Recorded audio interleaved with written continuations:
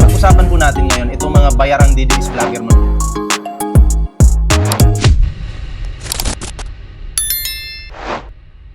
Okay, sumove na po tayo dito sa next topic natin. About po dito kay John Vic Remulla. Ako po, talaga, nagdududa po ako dito ngayon. Okay, next topic na po tayo Nagdududa po ako ngayon dito kay John Vic Remulla. Ano po ba talaga ito si John Vic? Ito po ba ay kumakampi sa administrasyon o kumakampi dito kay Sara Duterte? Kasi meron po tayong video. May video po tayo, di ba? May video po tayo. So, nagdududa na ako dito sa mga Remulla. Bakit? O anong sabi ni nung kapatid niya? O yung kapangalan niya. O, Remulla, sino nga yung isa? Nakalimutan ko. O dito muna tayo kay John Vic. Meron po akong video dito, okay? Meron po akong video dito na ipi-play ngayon. Papakinggan po natin at bibigyan po natin ito ng komento. Okay? Bibigyan natin ng reaction. About po doon sa bagman ni Sara Duterte. Naalala nyo, si Sara Duterte bumisita sa BGMP. Tapos ayon po sa impormasyon na nakalap ng mga media, etong si Sara Duterte ay bumisita daw po sa kanyang bagman na inabandonan niya 3 years ago. Okay? At syempre, sinabi din po yan ni Peebles na bumisita nga itong si Sara Duterte doon sa kaibigan niya mismo. 'Di ba? Kaibigan ni Peebles na bagman ni Sara Duterte. So, ngayon, itong si John Vic Remulla, meron pong isang statement dito na sinasabi niya po na hindi naman daw po si Sara Duterte, si bagman yung binisita. Kundi, si Tevez daw po. Aba, teka lang, mukhang kaduda-duda to. Pero bago po natin ituloy-tuloy, yung ating reaction ngayon, eto na. I-play po natin ang video ito. Pakinggan na lang po natin Nung abogado ni Madriaga na si BP Sara ay pumunta sa BJMP. Sa inyo ho ba, napacheck nyo na po ba sa BJMP kung merong CCTV, merong visitation documents, kung pumunta ba talaga si BP Sara sa BJMP sa Camp Bagudiwa? Pumunta siya, Ronnie, pero kilausap niya si Arnie Tevez. Hindi si Madriaga. Si Arnie Tevez. Si Arnie Tevez ako usap. May CCTV po nung footage? I think so. May records yung warden, pinakita. The warden that was there present during the meeting, wala naman daw pinag-usapan masyado, kundi nagkumustahan lang. So, that to the extent as the report to me. That was October 19? Tama ho ba? I think so, yes. Oh, yes. So, ayun, narinig yun naman mga pre, no? Ang tanong po dito, bumisita daw po ba si Sara Duterte doon sa BJMP? Ang sagot po ni Remulla, yes. Pero ang binisita niya, ay si Tevez daw po. Hindi daw po yung bagman. 'Di ba? Yun po yung sabi ni John Vic Remulla. Pero ito ngayon, hindi ka naman tinanong kung sinong binisita Ang tanong sa'yo, bumisita ba talaga doon? Sorry po, yung aking lalamunan, medyo ang tanong sa'yo, bumisita ba talaga doon? Dapat, ang sagot mo, yes po, bumisita doon. Pero ang sagot niya po, bumisita doon at ang binisita daw po ay si Tevez. Grabe, no? Nakakaduda na ito. At alam naman po natin, kalat na po ito sa social media, na binisita po talaga, ang binisita nitong Sara Duterte na to, ay yung kanyang bagman. Tapos ngayon, naging Tevez na. Anyari? Di ba? Remulla. John Vic Remulla, ako'y magtatanong. Ano ka ba talaga? Sa administrasyon ka ba talaga? Administrasyon ka ba talaga o sa Duterte? Di ba? Kasi posible din po na bumisita si Sara Duterte kay bagman at sinabay na si Tevez. Pero kung isa lang po yung bibisitahin ni Sara Duterte, sasabihin si Tevez lang, imposible po yun. Hindi po ako maniniwala dyan. Isang malaking kalukuhan po yan at panlilin lang sa ating mga Pilipino. Di ba? Oh. Kaya, kayo, anong reaction nyo dito mga pre? Kasi ako, nawawala na po ako ng tiwala kay John Vic Remulla. Di ba? Nawawalan po talaga ako ng tiwala dahil sa bidyong ito. Di ba? Kasi alam po natin, hindi po tayo bobo, hindi po tayo tanga na si Sara Duterte bumisita doon sa Bagman. Ngayon magpakita kayo ng video na talagang binisita si Tebes. Pero sabi ko nga, posibleng dalawa yung binisita ni Sara Duterte. Pero ngayon, bakit sasabihin yung si Tebes lang? 'Di ba? Nakakaduda mga pre. 'Di ba? Kaya ang masasabi ko lang dito, dapat mag-iingat yung ating mahal na Pangulo. Ingat po. Sa ganyang klaseng nakapaligid sa kanya, mahirap po. Kaya pala,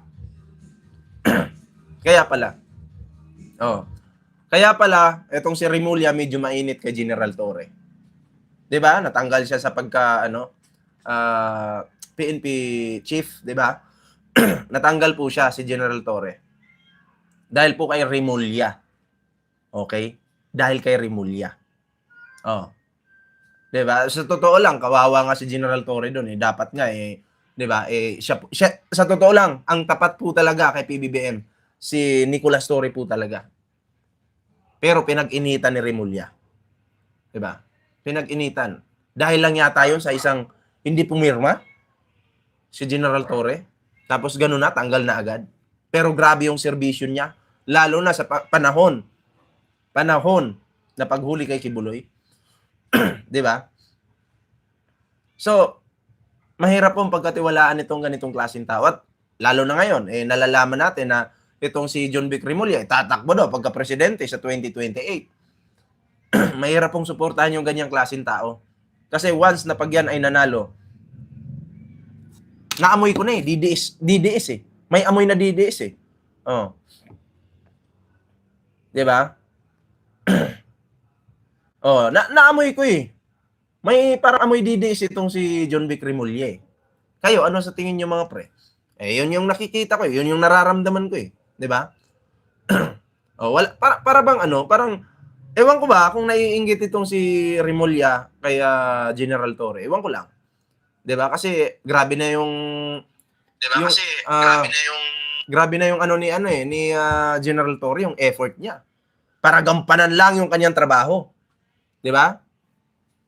Grabe yung effort niya. Pero nabaliwala lang nang dahil dito sa taong ito. 'Di ba? Kaya ako po talaga nakikiramdam ako Nakikiramdam ako kung ito ba'y karapat dapat bang suportahan ito sa pagdating ng 2028 election? 'Di ba? Baka mamaya pag nanalo yan, magulat tayong lahat, Duterte na yung makapasok.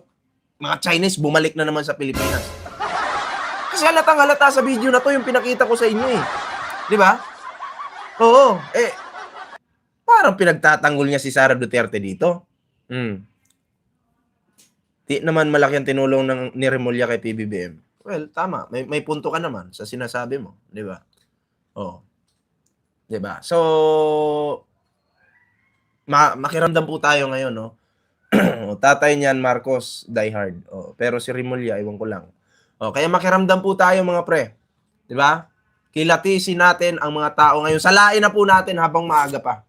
Salain na po natin. Mahirap na. Baka mabudol na naman po tayo pagdating ng panahon. Salain po natin kung sino yung tapat sa Pilipinas. Sino yung maka-Pilipino. Sino yung totoong sumusuporta sa administrasyon. Bakit ko po nasabi? Ang administrasyon po na to ay suportado po ang ating bansa. 'Di ba? Suportado po yung ating bansa. Hindi po siya nagpapa-under dito sa mga mananakop na to, na mga chikwa, 'di ba? So, doon pa lang malalaman na natin na kailangan talagang yung ating pagmamahal, suporta, ilaan po natin kay Pangulong Bongbong Marcos. 'Di ba? Kasi marami pong mahilig magpanggap ngayon na didikit dito para siyempre mahalin ng mga loyalista. Marami. 'Di ba? Marami po. Maraming didikit dyan para mahalin kasi gagamitin po ang mga Marcos na naman para sila ay suportahan sa 2028. Katulad ng panggagamit ng mga Duterte. Di ba? Ang mga Duterte noon ay niligawan. Niligawan itong si PBBM. Di ba? Niligawan. Mga Marcos niligawan. Oh, para lang suportahan sila ng mga loyalista. Oh. O, jakita natin to lang jacket. Okay. Fee Martinez, shoutout po So, yun lang naman yung aking reaction dito. Okay? Pinapakita ko lang sa inyo kung ano yung hindi ko nagustuhan dito kay Remulla. Diba? Oh. Pinapakita ko lang. Anong was nga?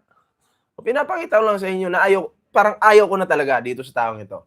Diba? Hindi pa naman totally ayaw, pero kung may ipapakita naman siyang ebidensya ng mga CCTV, di palakpakan natin.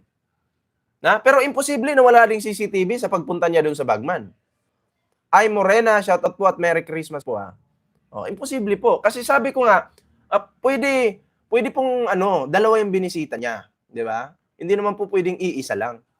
Kasi eto na lang, yung tanong sa ating isipan. Anong gagawin niya kay Anong gagawin? Sa Vice President ka. Kriminal yung bibisitahin mo. Si Tebes pa. Makikipagkumustahan ka lang. Anong gagawin mo doon? Kriminal? Makikipagkumustahan ka? Sa isang kriminal na wala kang mapapala. Yung Bagman mo nga, iniwan mo ng 3 taon, pinabayaan mo. Pero ngayong kakanta na, nagpanik ka. Alam namin na pumunta ka doon sa BGMP dahil lumabas na yan sa media. Tapos ngayon, biglang kambyo, yung binisita mo, si Tebes na. Di ba? Isang malaking panlilin lang po ito. Ayan na, sa hindi pa po nakakapag-like, share, subscribe dyan, mag-like na po kayo. I-like nyo na po yung ating live ngayon mga pre. Di ba? O nabulag sa katotohanan si PBBM kay John Vic Remulla. Sa buhatan yan, sila ni Amy Marcos. Nako, may punto ito. Posible po yan, posible. Ballpoint, hindi ka sumama kay Boss Mike. Wala po may ibang lakad po yata sila. At saka hindi ko po kayang maglakad-lakad ngayon kasi kakaano ko lang po sa lagnat. May sipon pa po ako. Hindi po ako makalayo. Okay? Sabi pa ni Lando Ferrer, DDS yan si John Vic na yan. Nalabas na ang kulay. 'Di ba? Welcome po, Ma'am Ay Morena sa jacket. Ayan, welcome po kayo dito. At Merry Christmas po sa inyo lahat. 'Di ba? So, ingat po tayo sa ating mga sinusuportahan. Pero kami mga vloggers po, nandito naman po kami para magsalita at para malaman ninyo. 'Di ba? Na ito pala si Remulla. Ito pala ganyan. Yeah. Hindi ko naman sinasabing ayawan niyo po si Remulla. Wala pa akong sinasabing gano'n. Pero, sabi ko nga, magmasid-masid na po tayo. Huwag na po tayong papabudol. Diba? Hindi po galit kay Remulla. Hindi po. Wala po akong karapatan para magalit sa kanyang pagkatao. Kasi wala naman akong pakialam sa sarili niyang buhay or pagkatao. Out na po ako doon. Yung pinag-uusapan po natin dito is about sa issue ngayon. Kung ano yung issue ngayon. At kung mapapagkatiwalaan pa ba itong tao ito. Ano sa tingin niyo mga pre? Comment down below sa inyong mga reaksyon. Ano man yung mga reaction dyan, comment down below mga pre. Para naman po mabasa natin. So ayan.